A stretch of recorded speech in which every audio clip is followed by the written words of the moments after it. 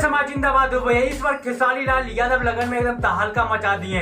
कहा है कि भैया खेसारी लाल यादव ऐसा न आदमी हुए जो कि भैया लगन में एकदम खूब गाना बजेला पुरनका।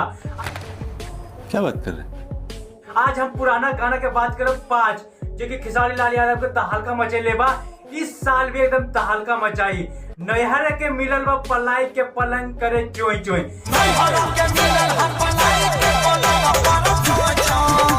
कि भैया और दर्शक लोग एकदम खूब गनमा के एकदम पसंद के बारे।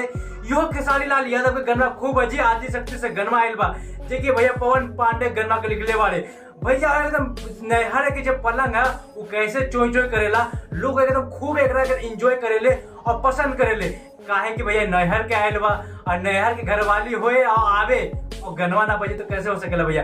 खेसारी लाल यादव को यो एकदम गनवा तेजी से बजी। कमेंट कर जरूर बताइए कि गनवा बजी कि ना। खेसारी लाल यादव का दूसरा गाना ये है भैया कि कमर डैमेज ना करवा, ये गारंटी लिख के था। कमर डैमेज नहीं करवा, ये गारंटी लिख के था। जे कि भैया ये गनवा में नीलम गिरी दिखले वाली और नीलम गिरी कॉपी कलम पर लिख के कह देले वाली कि गारंटी लिख के था एक कॉपी कलम पर कि हमर कमर डैमेज ना करवा। बेशक तू हमार भातार वाला, लेकिन हमर जे कमर हा ओके डैमेज बिल्कुल ना करवा। तू लिख के दा।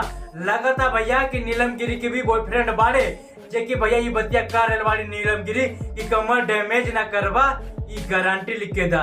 कमेंट करके जरूर बताइए भैया कि गनमा में नीलम गिरी के बॉयफ्रेंड बाड़े कि ना बाड़े। लेकिन खेसारी लाल यादव के संगे भैया जोड़ी दूसरा नंबर पे आयल बा। देखिए भैया दूसरा रिकॉर्ड बन गया बा एकदम खेसारी लाल यादव और नीलम गिरी के, जे कि भैया एकदम तहलका मचा देले बा। इस बार नीलम गिरी एकदम गनमा खूब के एकदम बजी भैया लगन में। और भैया आराध्या म्यूजिक से गनमा आयल बा। और भैया प्रीत भैया एकदम गनमा के लिखले वाले। अब प्रियांशु सिंह म्यूजिक बनेले वाले भैया। अभी तक भैया गनमा खूब बज रहे बा। कमर डैमेज ना करा, ये गारंटी लिख के दा। भले शादी करके ऐला टच नहीं करे दे। हाँ भैया टच नहीं करे दे, बिल्कुल एकदम कमर डैमेज ना होवे की चाहिए खेसारी लाल यादव। भैया कमेंट कर जरूर बताइए ये गनमा कैसा लगल और सही में लगन में बजी कि ना बजी खेसारी लाल यादव के। कमेंट कर जरूर बताइए। तीसरा गाना खेसारी लाल यादव का भैया ऐसा बा जे कि भैया तहलका मचा दी और पवन सिंह का टक्कर दी भैया। वो गाना ये है कि हम रहब नीचे और तू रहिया ऊपर।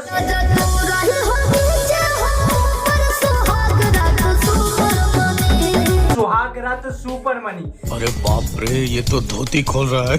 भैया हमके समझ में नहीं क्या आ रहा बा कि सुहाग रात कैसे सुपर मनी। ऊपर रहिए नीचे रहिए, बेड के नीचे रहिए, एगो बेड के ऊपर रहिए, तो सुहाग रात कैसे सुपर मनी। और हौले हौले साउंड भी बजी भैया। और कृष्णा बेदर्दी जी भैया इसने गाना लिख के ले चटपटा सा, जे कि भैया म्यूजिक जे बनेले वाले भैया आर्यन शर्मा म्यूजिक बनेले वाले और ग्लोबल म्यूजिक से गनवाइल बा। जे कि भैया पवन सिंह का टक्कर दे रहे बा। अभी के डेट में भी भैया ट्रेंडिंग 6 नंबर पे बा। जे कि भैया तहलका मचा देले बा खेसारी लाल यादव जी। अब भैया ई लगन में भी सुहाग रात सबके सुपर ही बनने वाला है। अब भैया ये गाना तो खूब चलवे करी, काहे कि भैया हौले हौले साउंड भी बजी और सुपर भी बजी। अब भैया कमेंट के जरूर बताइए कि गाना बजी कि ना बजी। सुहाग रात सुपर मनी, हल्का हल्का साउंड वाला सॉन्ग। खेसारी लाल यादव के चौथा गाना ई लगन में बजी भैया। हद कर दी है राजा, हद कर दी, होटवा के बोला मद कर दी। हद कर दी है राजा, हद कर दी। जे कि भैया खेसारी लाल यादव भी जोश में बाड़े, उनके घरवाली भी जोश में बाड़ी। अब भैया कहा था खेसारी लाल यादव कि 10 बज गए बतावा का करी, तू है लेगी कह दिया।